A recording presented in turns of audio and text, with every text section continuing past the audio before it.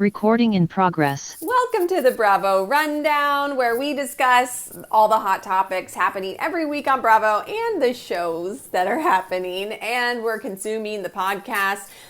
I'm Genevieve Melzer, my fabulous co-host, Sonia Weber. and let's get into it, shall we? Let's do it. Hot take of the week. Let's start with yours. Okay, so mine is, it's kind of a question too, but I'm going to say it out there. So at the reunion, Amanda said that it was New Year's Day when she made the decision that she is going to end things with Kyle, and she had to call Bravo PR to get it all, make a statement, right? Yes. I really wonder if she wasn't with West, hanging out with West, friends with West, whatever with West, would she have been the one to file? Then this morning, and so that was already in my brain. I'm not going to take away my own thought here. I saw a TikTok to back this theory. Someone made a TikTok showing where West was on New Year's Day or New Year's Eve night, and then cutting to footage of what Amanda was doing on New Year's Eve, whatever. Oh. And they pieced together, it looked like they were in the same location. So did she spend New Year's night or New Year's Eve night with West? Then New Year's Day, she realized, all right, I'm going to end things with Kyle. Is that because you had West waiting in the wings? If West wasn't there, if there was nothing happening there, he wasn't a good friend, he was just a coworker, would you have still filed? Or not filed, but you know what I mean. Yes. But announced the separation. Well, my hot take actually spirals right off of that, because my hot take is that, yeah, she said she decided January 1st she was done, but they released a joint statement January 19th. Well, guess what happened on January 17th? Sierra started having suspicions and called Amanda, and Amanda didn't answer. So I saw a video, and then I made my own video about it, where the person was saying, well, is it because all of a sudden you had to kind of force this joint divorce statement because people were like onto you? And I think something you had said was that Amanda is so focused on the fact that she's not with Kyle anymore, that the married thing, right? She's really focused on the fact that, like, I'm not married, I'm single, or we're separated. Is that why she felt like she had to get that divorce statement going so that now, you know, like the real timeline with West and Amanda, they're hooking up. Something's going on in January with them, right? But now at least it'll look better to people like Sierra that maybe they weren't hooking up when she was still technically with Kyle before that statement was released. No, I think that's absolutely true. I think we're both onto something here. But I do wonder, does she really feel that Sierra wouldn't have been bothered? Meaning, in her mind, she thought that like we said, the bigger issue is the fact that she was married when she was with Wes. Right. Does she truly believe that? Did she truly believe that Sierra wasn't going to be that upset? That is the question, is because you had said that about the, you know, she's so focused on the, you know, she's not married, that she's missing out on the bigger picture. Is that it doesn't matter, like Kyle and you, we always knew were kind of gonna not good, something was gonna happen, but you screwed over your friend, and that's what we're really upset about. Kyle is second, but Sierra is first, and it's not clocking to her. So then it makes me wonder, what is the history within her friend group, that friend group, as far as people dating the same people? How did things end with Sierra and West in the fall too? Was it she's totally done with him, she wants nothing to do with him, I'm not talking to him? So maybe that's why she felt like, oh, well, you're over him, so then I'm under him. You know what I mean? Well, I wonder that, because we don't want to jump ahead, but in the city, we do have that scene with Sierra, Amanda, and Wes. And it seems like Sierra and Wes are friends. So, and they had 2 sleepovers we know of, right? So were they still kind of friends up until the point of the late January, or even February, March? Was he just kind of keeping her at bay? I know, because at what point did Sierra turn? And did she turn when she found out Amanda and Wes were together? Right? A lot of these storylines seem very murky and don't make sense to me. So Yeah. it was New Year's Day when Amanda said she called Bravo PR and we need to make a statement. That statement comes out 2 weeks later.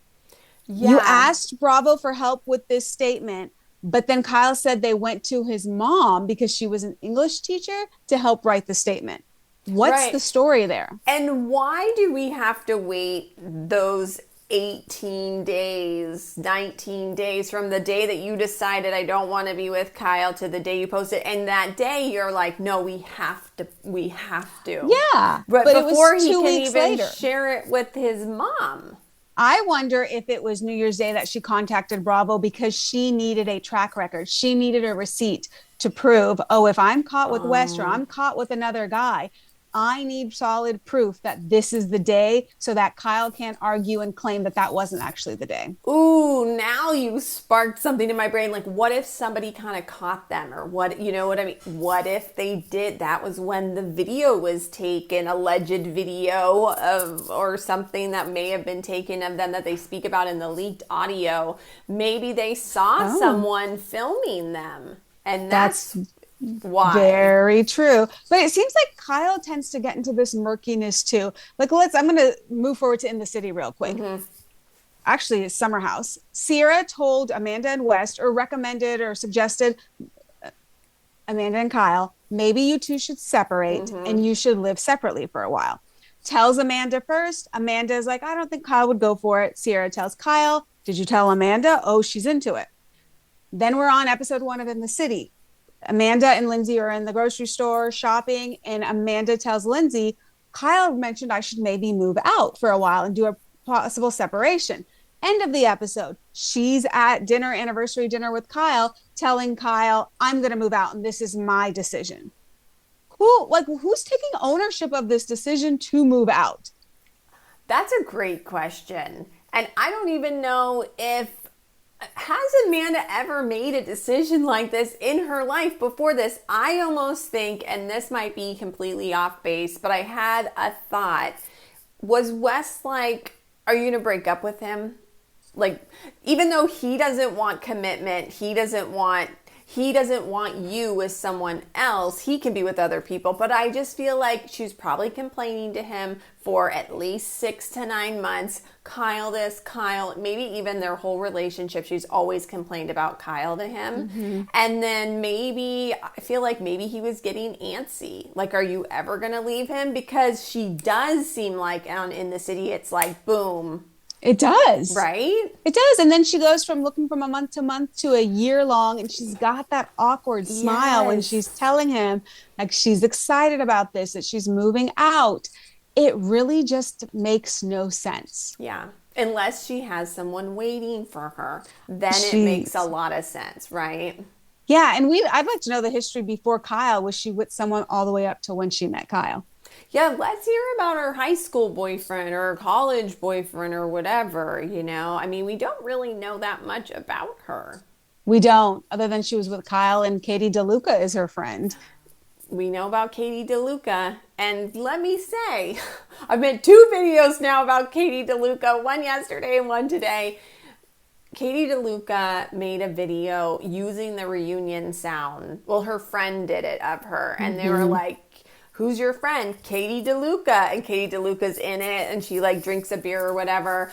People were commenting. They're like, what are you trying to say? Is this a flex? Then we see pictures that Dumois posted that Katie DeLuca and Amanda were having a little like happy hour yesterday. So that was set up. Definitely. I'm convinced that is set up. She's back from Italy. She's got the bun with the tail going still. She's drinking an Aperol Spritz, and she's at a table outside. Yeah. You're not in the restaurant. You're outside where anyone can walk by. Interesting choice of being seen with Katie DeLuca. Yeah, and Katie DeLuca, interesting choice too. That means that you're fine with what's going on. Yeah. You're Amanda's best friend she's her ride or die, I guess. Yeah, because they've been friends since 3rd grade, right? Yeah, and they're still friends. And It was weird because I just feel like, Katie, weren't you supposed to be on In the City? And nowhere to be No, did she found. not have a storyline? She wasn't at that brunch from this last week. She's No. kind of been a side character a little bit. No, no, no. That's giving her too much to say side character She's been because like an acquaintance in the background, right? Like I yeah, don't even know if we've heard her say anything. she's kind of like on Vanderpump Rules, the two Logans.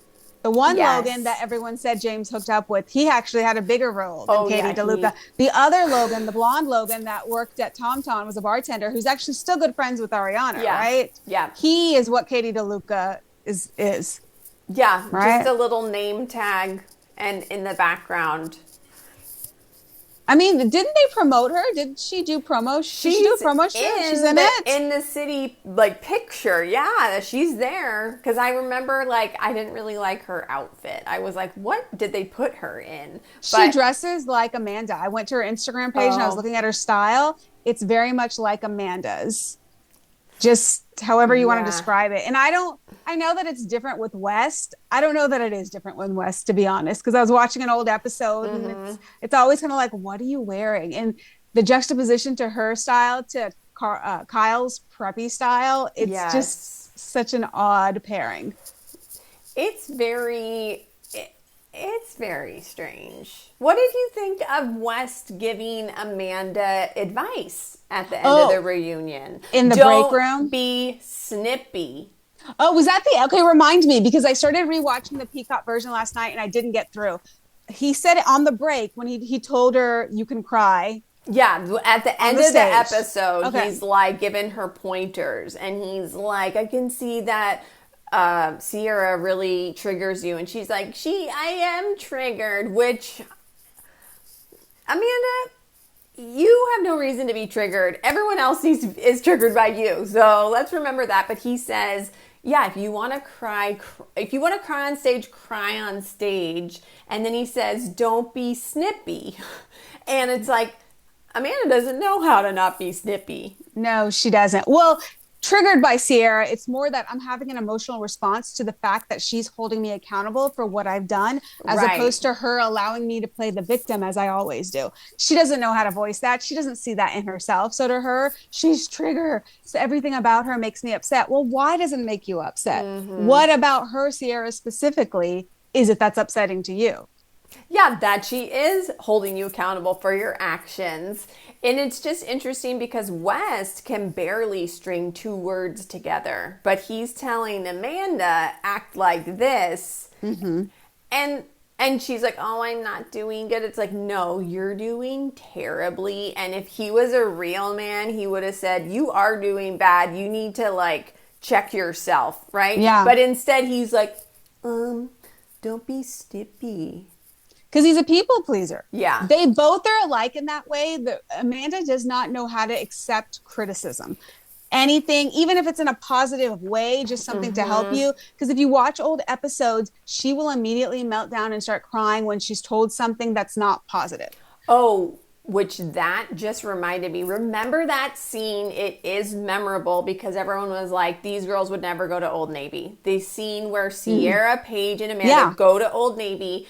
And in that scene, I watched it recently, they both are like, "Amanda, like, what are you kind of doing? We see you doing really great stuff." But in that scene, Sierra says, "If I'm being honest, who are you if you don't have Loverboy and without Kyle? Like, who are you?" And like, that is some like tough, straight love, right? Where like, if somebody says that to you, you're gonna be like, "Oh, like, and someone was like, "I bet that's when she stopped liking her," like that.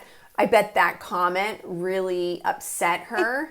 No, I hear you. And it's funny you said that because I caught that in the City too. And I wondered about this and wondered if there was a history of Sierra doing this, which is being a friend and being honest. I think that's how Sierra is, like a deep friendship. Let's lay it on the table and let's discuss it. I'm not just going to listen to you whine about something Yeah. for so many years. Let's figure this out. She said to Amanda, "Hey, what about this debt and this loan that Kyle has with Loverboy? Yes. Are you going to be responsible for that?" She's like, "Oh, Kyle wouldn't do that to me." And she said, "You need to," paraphrasing, "you need to face the facts here. he could do that to you. He might do that to you, which is very true. When a divorce comes, you may think you know someone, but an attorneys get involved and things completely change. So she's trying to protect Amanda. Yeah. But with what you're saying, I do wonder if she sees that. She's never seen that before. So she sees that as a negative when Yes. Sierra is trying to help her, because that's how she helps her friends. Right. Because I agree with you. Right. She doesn't have, Katie DeLuca is not like, Amanda, get your shit together. You Yeah. know what I mean? Katie DeLuca is like, let's have a Aperol spritz. And we all have friends that are varying degrees of deepness and, you know, fun or whatever. Yeah. But if that's all Amanda's had her whole life, then somebody giving her real love, calling her out on her stuff, that she's going to be really upset about that. Well, her parents aren't like that either, is what it seems. Because remember, we saw the apartment. We saw how bad it was, her packages. Kyle said that he had to call Amanda's mom to come out and clean it up. Mm-hmm. My mother would have been like, get yourself together, get up and go clean that. You don't live in a house like that. And I'm like, yeah, Mom, I will. Mom has to come out and fix that mess for her. That goes to show that she is not ever really held accountable or told, like, you need to woman up, figure it out. This is not working. She's been coddled. And I think that Kyle, although he, many times that we saw, he couldn't coddle her anymore. But I think maybe when they're not on the show, he's just like, lets her do her thing. You know what I mean? And then, but cleans up afterwards too, a little bit. Like, helps her with it too. I was watching, I think I told you I was watching the season where Danielle called out Amanda. Yes. I will say there was a love there that they had. There was a nurturing. There were times where Amanda would take care of him in kind of a motherly, cooking dinner. Oh, don't put your shoes on the bed. Let's take out your contacts before you go to things like that. And so I think it was a very old school kind of marriage in that way, where she felt like the happy homemaker. Let me take care of you. And he was like the big picture. Let me take care of you. And that was the finances. Oh, the house is a mess. Okay. You're not doing well. You're mentally having some struggles. Let me take care of that and get a doctor. Right. I do think some of that was there between all of these explosive fights. You know, and thinking back about their relationship, it's true that, like she always kind of had his back, even though he would like yell at her, but they'd always make up, and it was always like, okay, we're going to keep working. But this was the season when everything changed. And the only thing that was different is that she'd getting the attention from West. Yeah, she came in different. And didn't Carl say he noticed back in March that Amanda was different? And do you remember what he said on how she was different? I don't think so. No, I just know that like she's not hanging out with her friends anymore. She's only hanging out with his friends. I remember him saying that. I don't remember what else I do wonder when Amanda got with Kyle, how many of her friends during that time did she lose? Because remember, like that second season, she's like, oh, my friends were going to get a house at the Jersey Shore, but now we're in the Hamptons. Well, what friends were those? Yeah, can we meet those people now? And granted, we haven't seen a lot of the other people's friends either. Mm-hmm. I mean, it seems like Yvonne has been in the background as Lindsay's friend. I remember seeing her in the whatever season that her and Carl went to DC. They were at Yvonne's house. So a little bit here and there maybe, but not really. We don't really see anyone's friends, but really hers, Amanda's, not at all. No. And I just feel like since she's been on, remember she said, I've been here as long as you, but no, ma'am. Lindsay was cast on the show. Let's remember that part. But we really don't know that much about her. And I've said that before, and I'll say it again. Because it's just like weird when you figure out, you're like, wait a second. I created in my head the version of you from watching this show. And I thought you were like a great friend and like a nice girl. And then I learned that my perception was different from reality.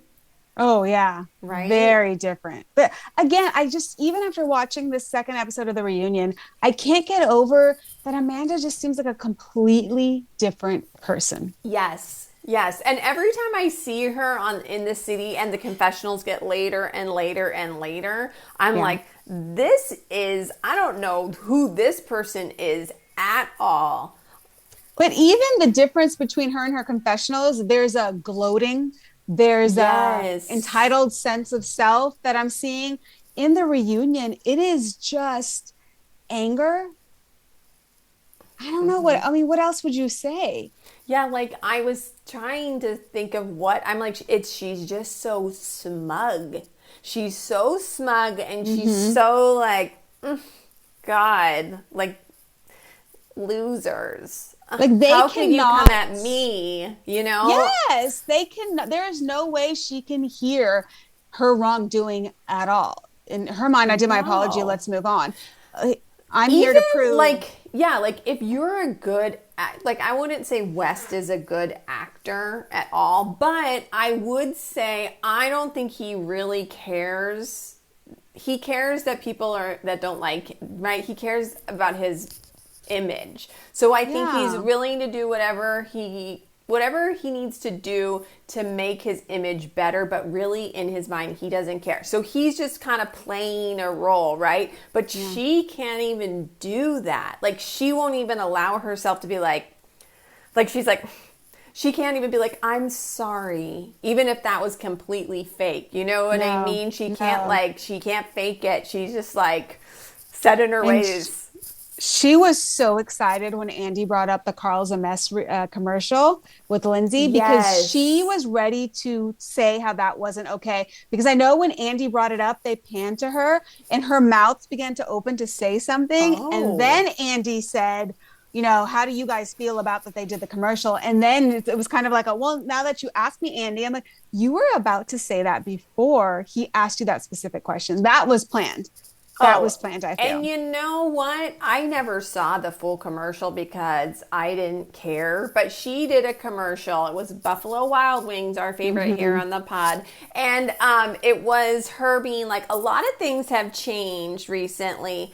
And then, I don't know if you saw the whole one. It was like she was on dates. And they had the guys come up, right? And one of them was like a DJ making fun of Kyle, basically. Yeah, that was much worse than Carl's a Mess. Exactly. So it's like, much actually, you would profit, and you were on Kyle. So you're not better than anyone else. Someone found one from after Carl and Lindsay broke up. It was some sort of goldfish, like choose your flavor. Yeah. Oh, Cheez-Its? Was it like choose your side, choose your flavor? Cheez-Its, yeah. I'm like, well, you sure did.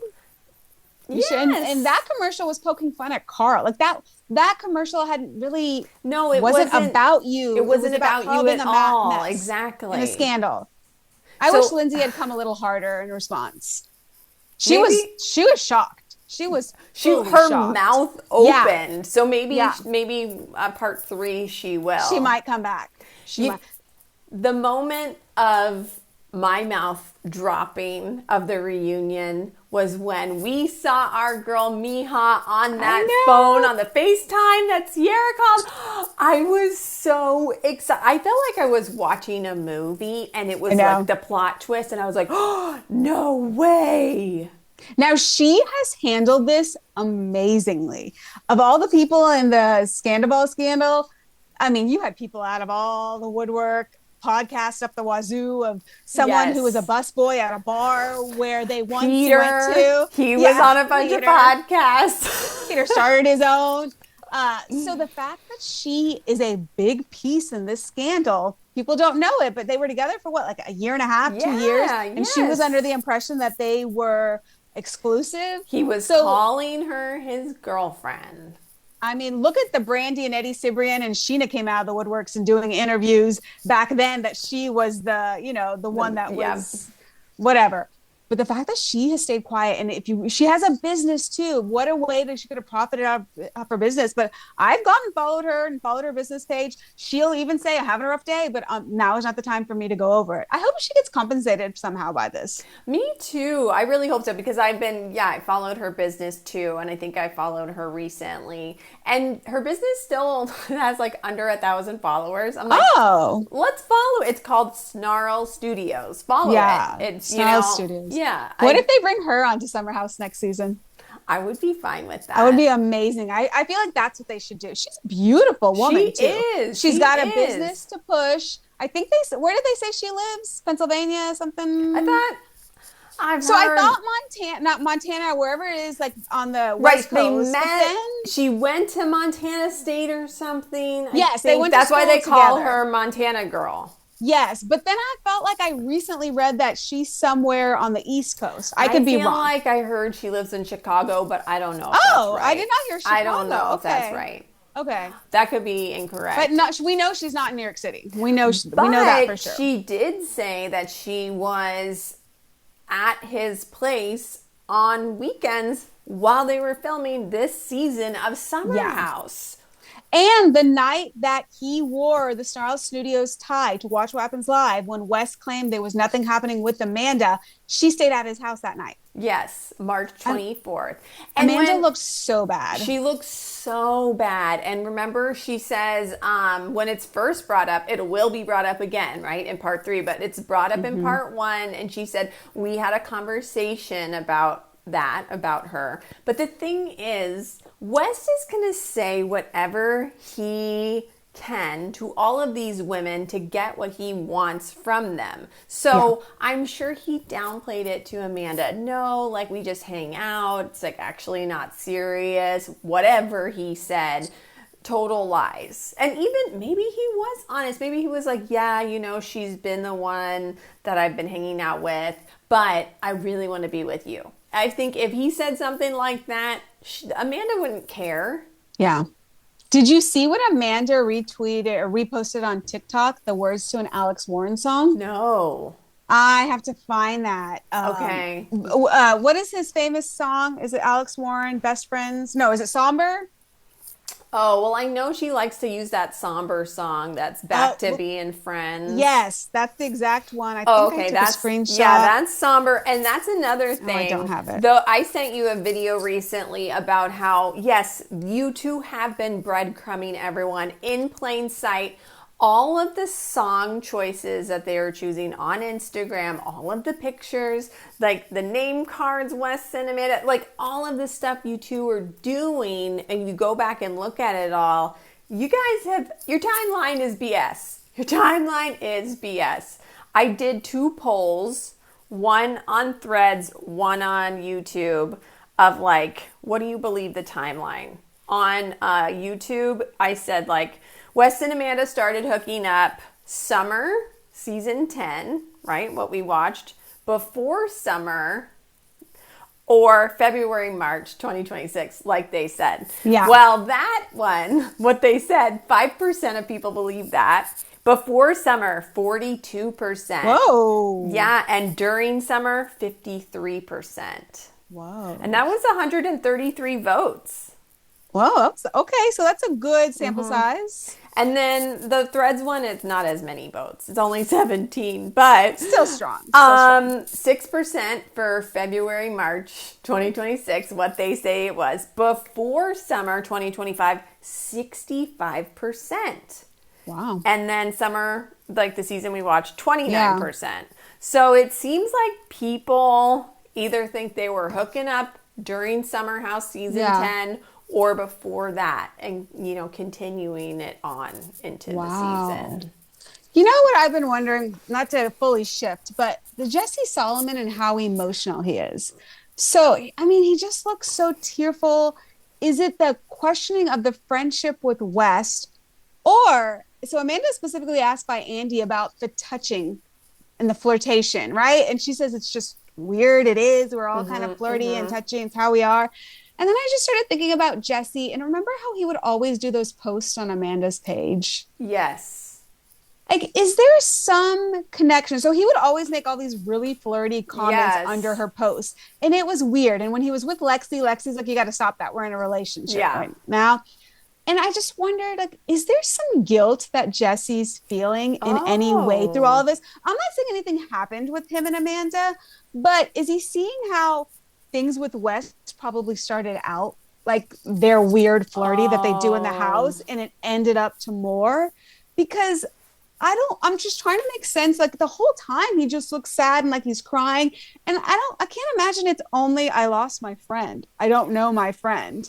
So I was on the Hot Women Wanted podcast yesterday, and I have a special shout out. And they were saying that they heard one of the Smith sisters on a podcast saying that they know that Jesse knew.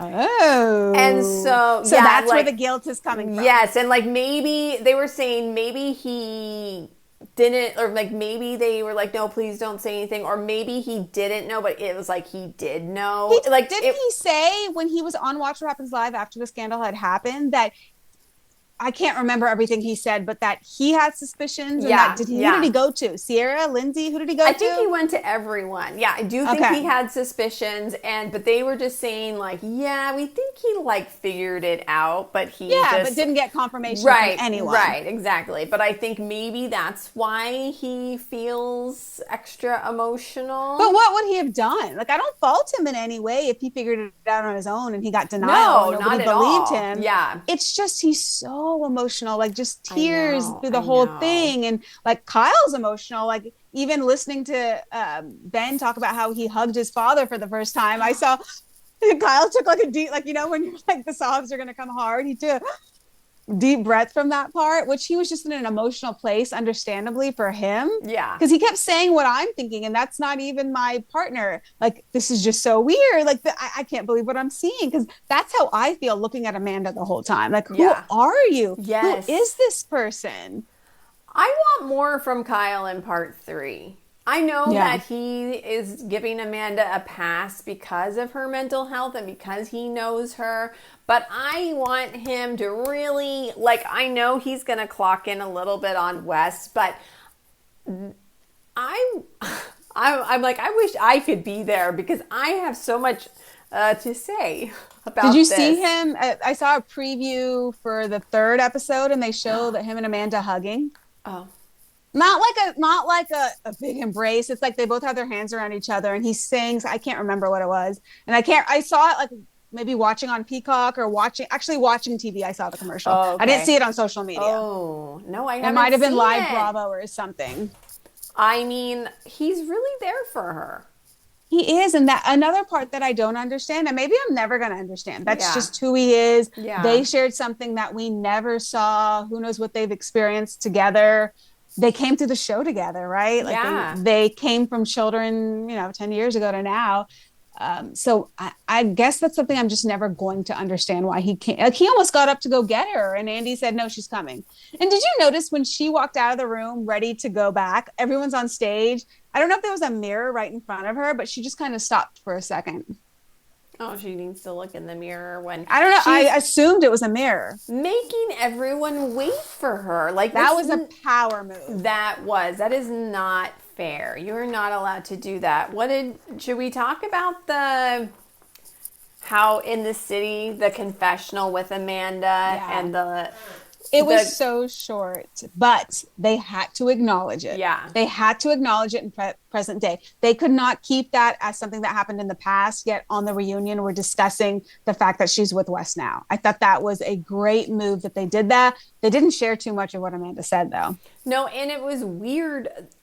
That setup for that scene was weird. It's Amanda, it's Wes, and it's Sierra. And she's like, Sierra has been my best friend for 6 years. So she says something like that, right? Sierra's my best friend, and now Wes is my best friend too. So the three of us, like, it's such a great trio. And then she's talking about that in the confessional, and she's like, no, I really was happy then. Like, that was like real, like those people. And I was like, I don't believe you. No, you're in the midst of a divorce or Yeah. figuring things out with your partner. You were so happy then? And I think that she was already hooking up with West, or some stuff was happening. So the fact that she was saying she was just so happy and that Sierra's her best friend, I'm like, no, but you're screwing over Sierra, actively saying that you're so, like, that is cuckoo bird. Yeah. It was just, I wanted to get past that scene. The only thing that, like I mentioned earlier, that I noticed was Sierra telling Amanda, like, the finances of it all, like if you split up. And someone posted on Reddit saying, do you think Amanda, like a year or two down the line, is going to blame Sierra for her divorce because of the how she, the comments that she tells Amanda, which is what a friend should do. Right. I'm not faulting Sierra, but I could see Amanda flipping it around in another year, sitting there in the city reunion saying, well, it was because of Sierra. Yeah, I mean, if she wants to get back with Kyle, or yeah, she totally, because remember, she already flipped this script in the city and was like, no, we're doing so well. Like, Wait, remember who when was? when Amanda said, like, oh, Kyle said that we should take some time, or we should take like a little break, but we were doing so well. You Oh, remember yeah. that part? Which Yeah. was like, wait, this is very conflicting because Everything is. Yes. none of this makes sense. So much conflicting, murky. Yes. I don't understand at all. That's why it goes back to where you already broken up. Do we want to talk about Dara real quick? Yes. Okay. Well, you go through what Dara said, then I have a response to what she said. Well, I was just going to say that she clocked Wes. She chewed him up and spit him out, and she just clocked him so well, and she was able to do it twice because she had to wait for Amanda to come back out. But I was just loving her. I felt like she was so articulate, and I definitely want her back next season. I would have liked to have heard what went down between her, Levi, and Bailey of why they think that she's just trying to like be on this show, because I don't see that from her. Did they say that? Bailey said it at Watch What Happens Live recently, that Dara's just trying to be on the show? I don't remember, but I know Levi has been interviewed and she was like, no, we believe that. Like, she kind of doubled down on it. I wonder if they're just saying that so they can get spots on the show for next season. Because even if that's what Dara's doing, well, okay, keep her on the camera. You're like, everyone she was able wants to, be on the exactly, show. Hello, exactly. You're all Are here. they saying that's the only reason why she's dating KJ? KJ? Yeah. That's kind of a mean thing to say. And I would hope if they knew what he had gone through, right, that they wouldn't still continue saying that. I agree. Because that's kind of dirty. Yeah. I don't like that. I don't see. I like Dara. I want her to come back because I want her to come back. She can clock you like Yes. that, and we want those people on reality TV who can talk through the anger and the frustration and the sadness. Like Ariana was able to have magnificent conversations right after Scandival. I would have been like, I hate you. Like, that's about all I would have been able to say. I wouldn't be able to, like, you had a little, I loved you when you had a little bit of money, a little bit of fame. And now you have whatever. Sorry. I can't even recite it. West's response to her, what did he say? Yeah, I do He's that. like, yes. Like, that's not a good reality star. He doesn't defend himself at all. This is going to be controversial. Give me a Jax on a reunion over a West on a reunion, because at least Jax is like gonna defend himself and say some crazy ass stuff, but West is just like, ugh.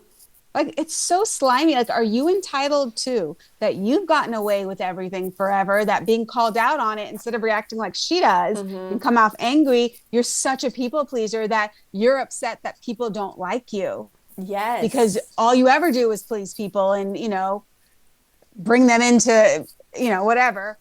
That the reason why he's just like, yeah, you're right, is because he just wants to be liked. Yeah. Yeah. I don't even like looking at him. Me and neither.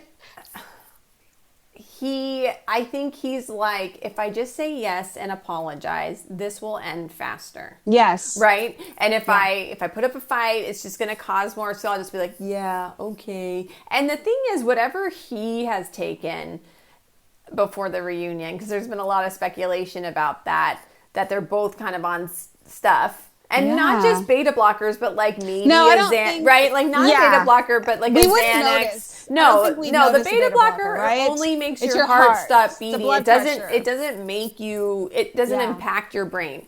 But I think Paige came out and said that on Giggle Squad recently. She wouldn't acknowledge anyone, but she just said, "I hear a lot of hate for beta blockers." Yeah, and she's right. And so the thing is, these two are definitely on more than just beta blockers, and he can't string a couple of words together. No, he cannot. We don't need him back. No, I don't bring him back. I'm okay with Amanda, not in Summer House, on In the City. I am okay with that. Just I need to know where things end up in another year. Right. There's no way these two stay together, and I want to see how they fall apart. I want to see what happens to Amanda after that, right? Because like after a couple gets a divorce on Housewives, I always need that extra season at least for the housewife to see how does she land on her feet, right? What changes? And yeah, like what would we see another shift in Amanda's personality? Because right now we're like we don't know who you are. Get done with West. Come see us again. Because what does she want? Okay with that. I know. She thinks that things are going to settle down. I mean, fair. Before you thought everyone you knew was having kids and getting married, and that's what you wanted. And so maybe now you're in a place where the people you're surrounded by are not married with kids. Maybe those are all your college friends. So maybe now you're seeking out what life looks like. Well, it's not going to be a reality star. You're not going to monetize off social media for the rest of your life. So where does your life go from here? I feel like Amanda is one of those people who has literally been given things her entire life, and she has not worked. She worked, I guess she had a job before Kyle hired her, but like she's not one of those people that would go back to like a regular job. You know what I mean? And she's still very young. She's only in her 30s. So that's a lot of life to live. That you have to figure out what your next step is. Because didn't her father say something about her grandfather's trust? Yeah, I know that she has like money coming. I wonder what kind of money. I know some trusts can be a small, like maybe you can put a down payment on a home, or if it's enough to where she can continue living life without. She acts like it's that. She does. She acts like it's the second one. She does. She gave Kyle $117,000. She was like, no skin off my back. I know. I wonder if it's something that she's like when she hit 30, she got access to it because she didn't have that. She even said when Kyle and I first got our first apartment, it was a small little whatever shoebox. I think she said that in the city. So she must not have had access to it. But the Crappens guys were like, that's not true. You guys always like were doing I wondered about that. You know what I mean? I know. That. And so I was like, oh, they're right. She's she's a liar. Like maybe it was, small because it's New York, but like it was probably still pretty nice. But I wonder like what kind of money they are making. Lindsay's apartment. Oh my gosh. I mean, even on that episode, season 1 of Real Housewives of Beverly Hills, when Kelsey Grammer had that apartment in New York City and Camille came and like, this is not going to work. It was like 3,000 something square feet. And I'm like, Lindsay's apartment is nicer than Kelsey Grammer's apartment. No, literally. I mean, that is so nice. Well, I have seen, like couple of videos where people talk about that. This one chick said she made more on one brand deal than she makes in her entire year at her other job. Didn't Rosie say that? Didn't Rosie say something like that in the after show for Rhode Island? Rosie said something about how she makes $80,000 from a client a year with her, like whatever her like side business is, which I don't believe her. No, this was just another creator who said I think she was like a teacher and she got like some brand deal and I think it was like 30,000-40,000 just for this one video. But great, but that's not for life. Like you could maybe never get another video like that again. You know, so it's kind of like, okay, well, if you're banking on like Lindsay, you're banking on that influencer money, you do it as long as you can and you save it. Yeah. But you're not going to have that level of income forever in order to afford rent. You didn't purchase it. You're renting it. Well, Lindsay has her house that she Airbnbs in Nashville. True. So I also feel like Lindsay is smart with money because she knows that she had to be, and she probably has like good investments. No, I agree with you. Lindsay she hits those brands hard. She's always like, I saw like 3 brand deals yesterday from her, but Amanda, she's no hustler. She's no Paige. No. Let's not forget that Paige lays in the bed, but she's also an incredibly hard worker. And that's just like she made laying in the bed cool and is making money off of that. Amanda is laying in the bed. Okay. She is. Like what happened with the swimsuit line? Does that still exist? I've heard there's nothing on that page anymore. You click on it and it's just like empty kind of thing. I wonder where things stand with brands now today too. See, that's the thing. That's the thing. You did this big scandal and I mean, Yeah, she'll be on Bill. nobody. Maybe she'll be on Bill. Would she go on Villains? Maybe. I mean, yeah, like I House of think Villains. House of give it Villains, like a right? year. Yeah, You House think of she'd do Villains. that? You think she'd do it? I mean, give it a year and see what kind of opportunities she gets. You have to let this blow over. No one wants to really see you right now. In the City is No. just hurting her. Honestly, I feel It like is. she needs to just not be on TV for a while, and then Yeah. people might like, oh yeah, But I think Bravo will bring her back for this season and whatever Summer House in the City. I think that they will for sure bring her back. I mean, they brought Sandoval back. They wanted to yeah, bring Raquel back because they do at least one season. They have to find out where the chips landed. They yeah, have to. yeah. But after that, Right? yeah, you don't know Is where things there go.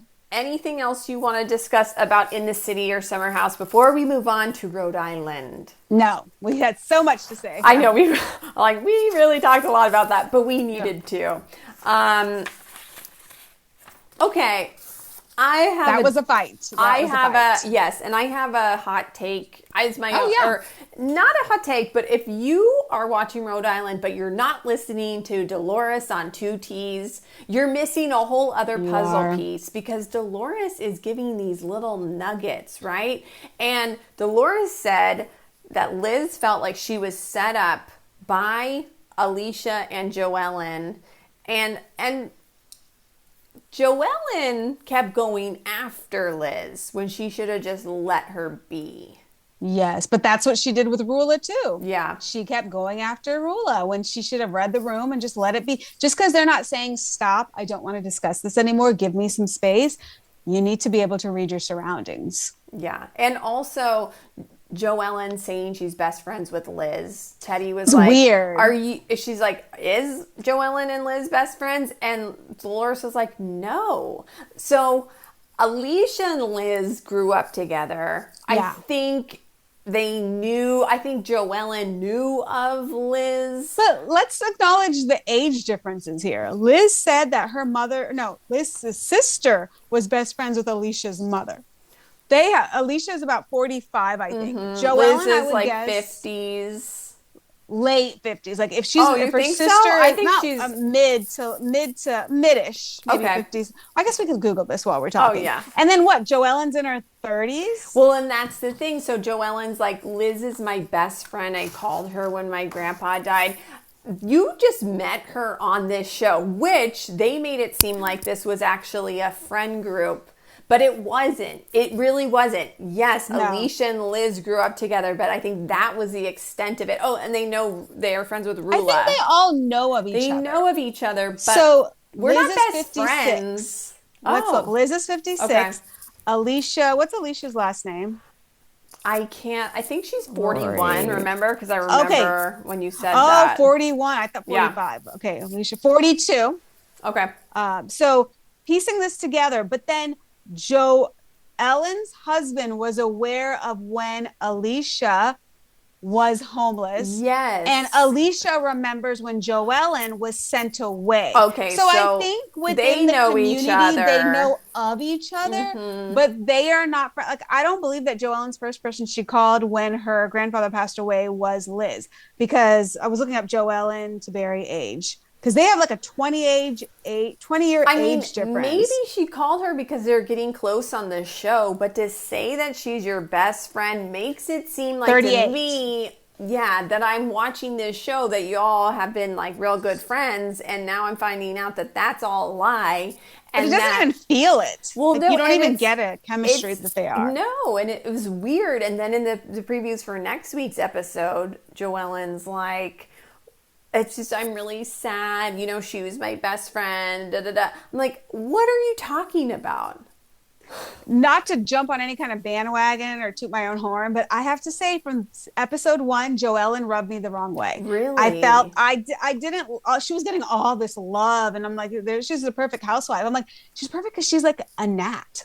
She's like a Teddy. She annoys me. She's into everything. She's trying to make amends or start drama or she's just trying. She's a Teddy. She's just trying too hard, which doesn't mean I don't want her on my TV screen. Like, I like a Teddy. Like, we need these people, but I didn't feel like she was like one of these housewives that we're just going to love and she's perfect and does everything right.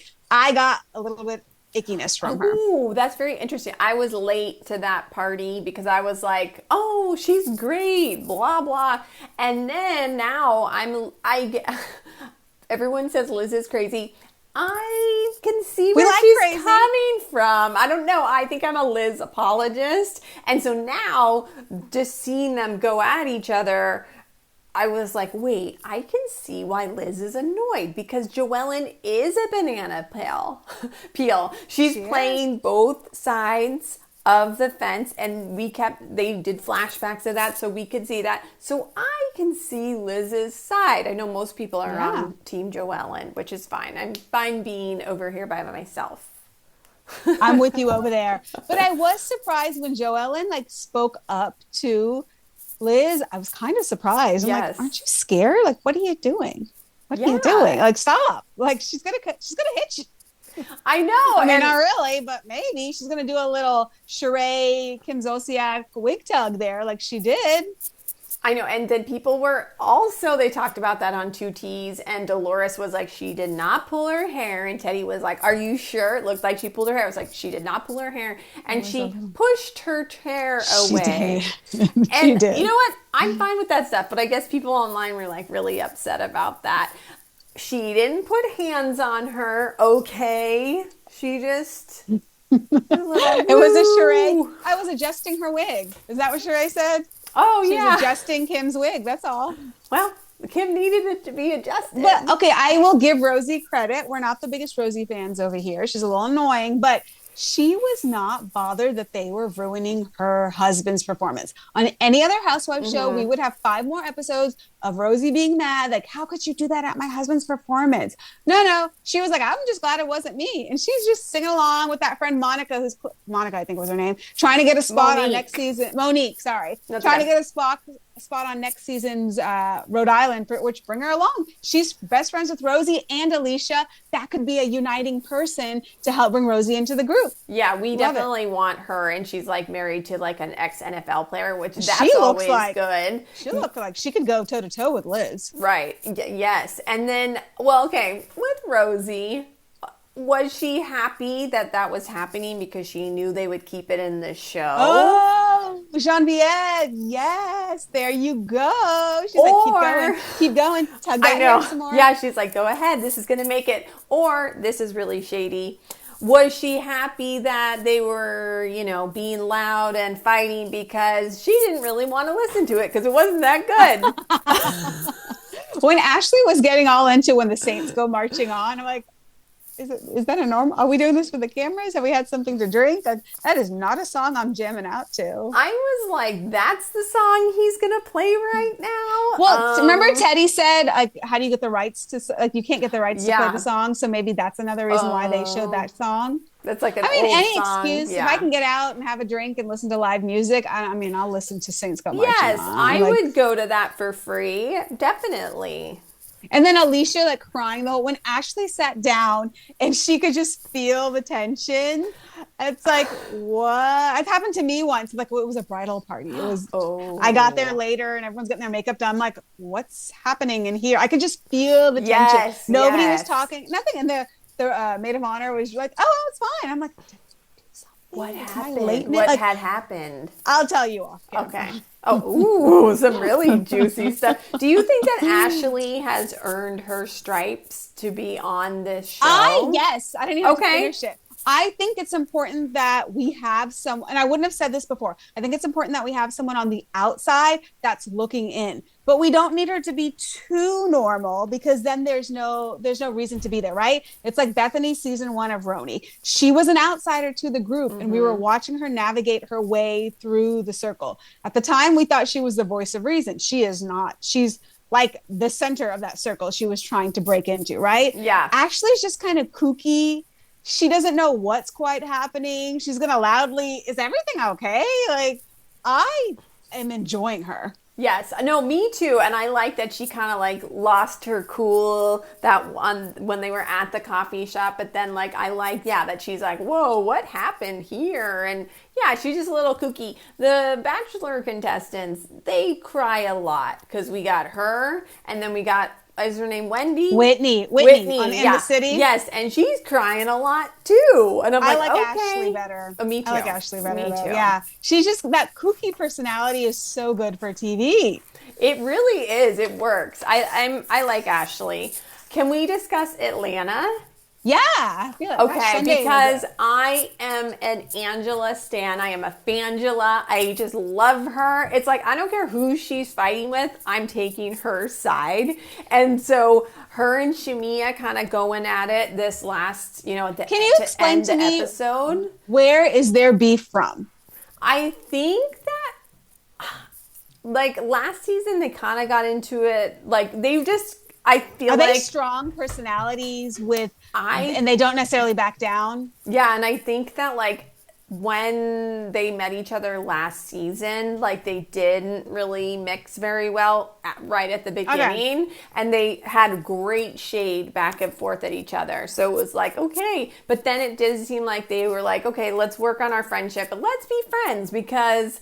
we should be. Also, last season, you should know that the newbies got together and had said, like, they wanted to be on each other's side. They didn't say this out loud, but they talked about it later that they had met and they wanted to have, like, an alliance kind of thing. They didn't include Angela in that. Oh, so it was like Shamia, Kelly, the other girl, and, like, Portia or something. I don't know. But yeah, so... I think they've been trying to, like, be friends this season. And I feel like they just don't get along. And I feel like Angela says things that Shamia's like, why are you saying that? And it's like, because Angela is here to do a great job as a housewife. She's going to call out anything. She's going to bring up anything. And you're collateral damage, Shamia. And, I did kind of believe everything Angela said about her. Like, she's bringing stuff up to K. Michelle. Like, yeah, I mean, I definitely, we've talked about it, like, she could be kind of just poking the bear. I don't know if she's the one that told K. Michelle about the plot, but I do think she's like, yeah, I could see that. Shamia probably senses K. Michelle's hesitation towards the old guard. Mm-hmm. So she's going to use that to her advantage to get her on her side. But Shamia doesn't want to admit that. Right? Understandably. Right. And maybe Shamia doesn't see that she's doing it herself. She's just like, oh, she doesn't like them. Okay, well, let's talk about it. I'm not manipulating anything. When I'm as an outsider, it looks like you are. Right. And then, like, Shamia at her, like, family's house being like... Oh, I was just going to say that. My heart broke for her. Poor thing. My heart broke when she talked. I don't even know how to say anything without being, like, disrespectful anyway. But when she talks about, her second child having special needs, and you were sharing that with me, I didn't know that, saying that she's going to be her baby for life. Yeah. What does that mean for having a third? Like, I had tears in my eyes to hear that because. Yes. Oh, it was so emotional. But I like to see that on Housewives, and they don't get that vulnerable. Like, Dorit, I'm reading Dorit's book. If you can see it in the cover, reading it. Yes, we can see it. She doesn't get vulnerable in her book. I'm about 3/4 of the way through. Still doesn't get vulnerable. It's about to get to the robbery, which in a way it seems like, and I think I'm reading into it, but it kind of seems like she's going to blame production because she's at, I think this is the setup, and I'll report back next week. Okay. She's at a wedding in London. I think it's PK's nephew. All the family there. They're having a good time. She just keeps talking about how great it was to have family together. She gets a call from the newest showrunner of Beverly Hills saying, you need to come home the day after the wedding. She was like, we were going to stay here. We have family here. Like, the plan has always been that I come like 5 days later. No, we need you here the next day. And remember, the robbery happens when PK is still in London. So in my mind, I'm wondering if she's trying to set it up that she wouldn't have been there for that robbery had she not come back as, not requested by the showrunner, demanded by the showrunner. That's kind of how the start of the chapter is being set up. And did the kids come back with her just because she had to go back? So the kids wouldn't have been there either. I guess it kind of seems like she doesn't leave them with PK. Like, he's doing business, he's doing work. Yeah, no, I get. Like, she's he's the doing mom, his thing. Like, it's. So, I mean, I literally I was at the dentist's office in the waiting room and I read that part. So I'm going to finish. Okay, yes. Back. But that was my first thought was, is she trying to set up production and blaming them for this? That's what it sounds like. And who was the showrunner? Was that Alex Baskin's not a showrunner, right? He owns the production company. Right. I don't think he's the showrunner. I'm gonna have to research. It's someone new. That season it was someone new. Okay, that is the tea right there. And yes, you have to report back. Yes, I do feel like since she is still a current housewife, as far as we know, she's not going to share anything. I feel like they don't share until they're like done with the show. But she should, because I don't think she'll get this chance again. So the fact that she's not being completely open is ridiculous. Everything is discussed. She's not giving any more information that we've already seen on the show, like Lucy Apple Juicy. Like it's nothing new, and she talks about things from more of a broader perspective. When you have discussions with other of the cast members, a little piece of what you say will then get bigger and bigger and bigger. You know what I mean? Like, so talking from that bigger perspective, but not giving examples of that. It's all that. Because she wants to get signed again. And so she's probably like touching it with kid gloves. Like, it's still my job. Yeah. I mean, she needs that job. So. Yeah. I mean, it reads fast. But Lisa Rinna's, like, if you are going to read a housewife book and you haven't read Lisa Rinna's, go read that over Dorit's, because you're really not getting anything new out of Dorit's. Okay, that's good advice. And definitely read Carl's. Yeah, Carl's book is really good. I even read Kyle Richards' book like years ago. Years ago. I don't know when that came out. Even that was better. Like, even the pictures in Dorit's book, so she has pictures in the middle, like memoirs often do. Yeah. There's like nothing new. Oh my there's really one funny story is that for a while her father brought in a pet monkey to kind of not domestic. What's the word? If it's like a rabid, like in the wild, aggressive monkey, is it tame them just to get them more docile? What's the word you would use for that? Like, I'm thinking of like a horse, like like you break a horse or whatever. Yes. You break a monkey. So her dad did that with a monkey at their house. Like, he would like go fully like a baseball umpire, like, all to calm him down. Which, like, I remember going to India as a kid, and one of like an uncle on his like mango farm had a monkey, and was, I think you're not gonna like this, I think it was on a leash, I guess for safety purposes. But I saw it ravage a mango, and that's when I was like, wait, this is not Curious George. I was a kid. I mean, it just ripped this mango apart and ate it. And I'm like, I thought they were like Curious George and so cute and cuddly. That monkey scared me. Yeah. I understand that. Can you share your favorite thing of the week? Okay, so the thing I'm thinking about. Yes, I can't stop thinking about is from the Valley. I'm wondering if Brittany and production are in on catching Danny with his drinking. It was multiple times in this episode, okay, maybe two. Danny says, I wasn't drinking. Production cuts to a scene of him pouring something into a glass, grabbing a White Claw, something here or there. I mean, repeatedly they showed this. Like, production is in on this. Then Brittany's after recovery from her surgery, she's in bed. Jasmine comes to check on her. She says, hey, Jasmine, can you put this chili in my freezer? She puts it in a freezer that's upstairs, like a college dorm fridge, the chili. That's weird. I don't know. And then she walks by a bathroom and it's like, oh.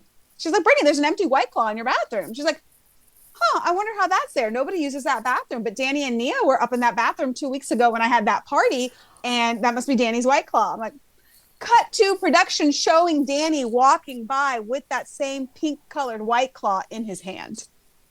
It's like, is Brittany and production on this together, or did Brittany see him with a White Claw, set that up with Jasmine, and production just happened to have footage of him with that White Claw? Oh, yeah. I'm sure, like, I would take it a step farther and be like, we have footage of him with this pink White Claw. We're going to put the can there. You say you saw it. We'll cut this footage from a while ago in there.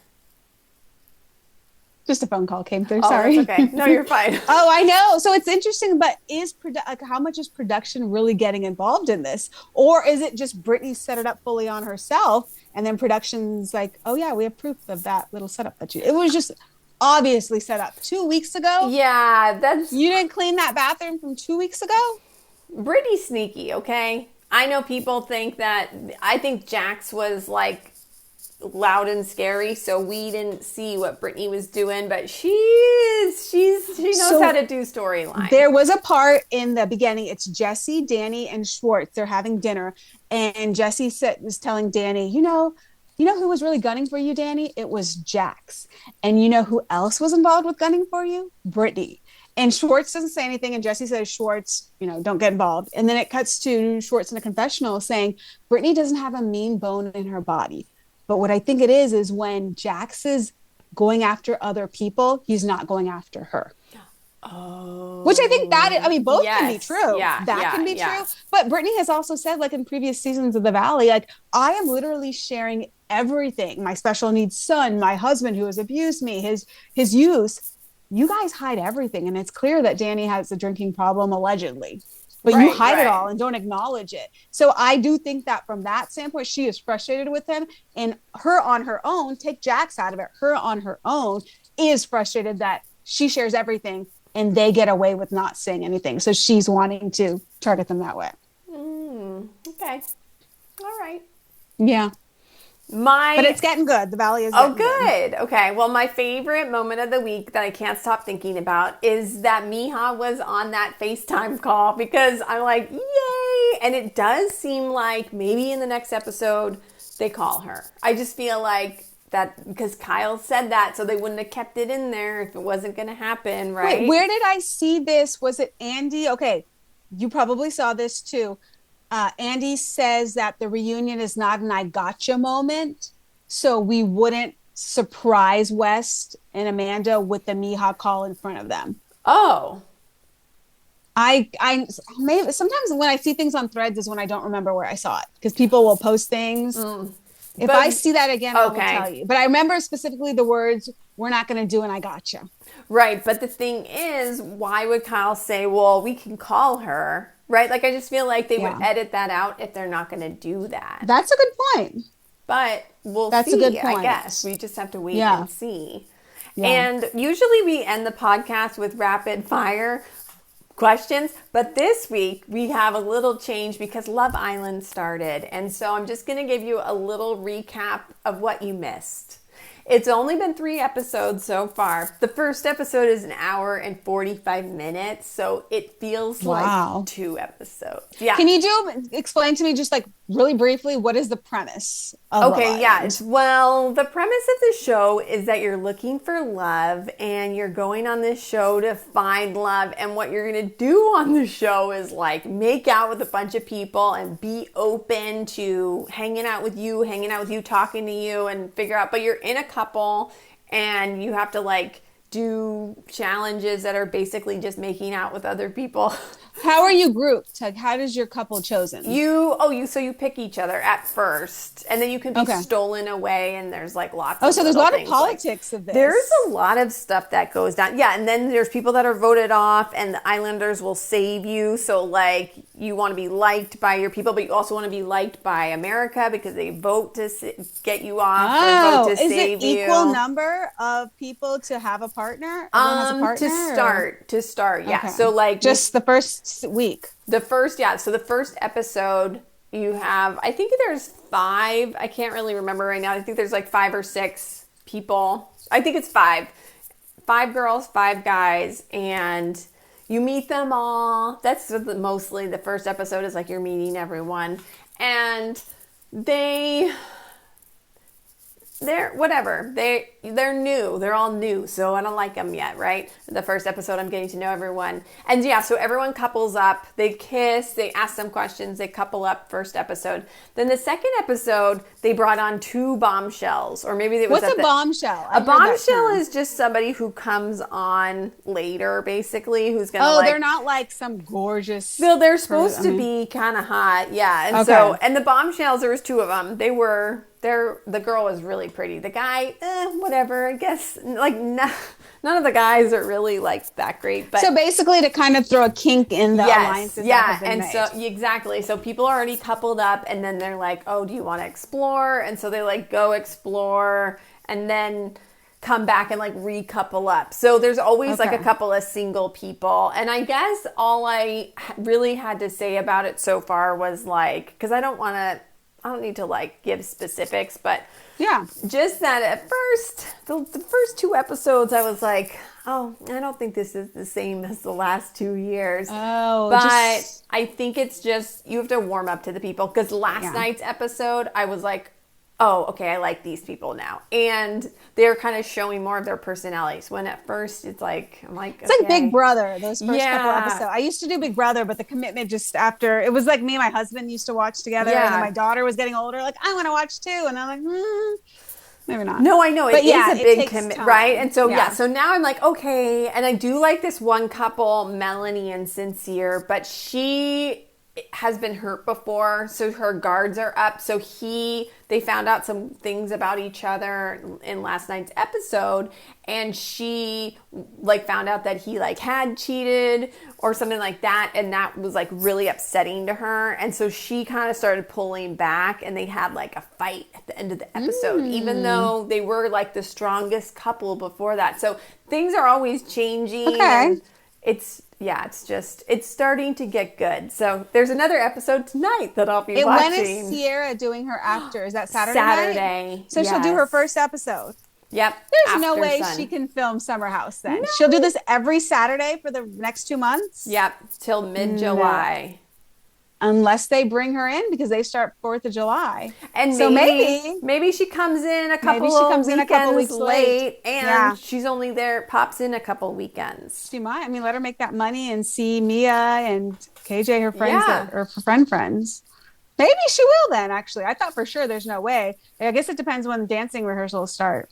Yeah, and I feel like if they want to give her a crap ton of money to just pop in like a weekend or 2 I heard weekends. they did that with Paige her last season. Oh, okay. Then she had a little more like leverage to say what she wanted that season.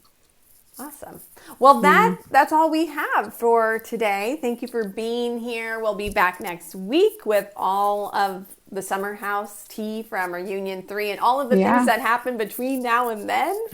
And you can follow us at the Bravo Rundown, Real Melz of Bravo, and Just Booking Around, and then also Bravo, Bravo Books and Bravo.